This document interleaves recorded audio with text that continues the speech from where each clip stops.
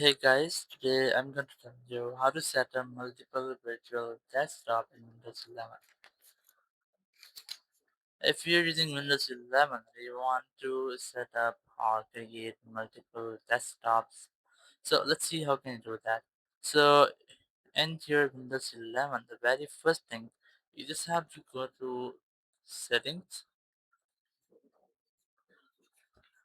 and settings, go to Windows Update. You have to make sure that your PC is up to date.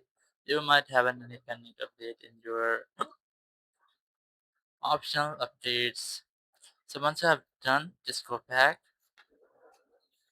Here you might see a this type copy option here. It's your desktop one, your new desktop. So you just have to click on new desktop. So it will create a new desktop for you. So you can use multiple apps, you can also switch multiple apps between your desktops.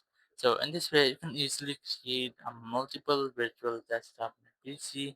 Thank you very much for watching the video. Until next video, bye bye.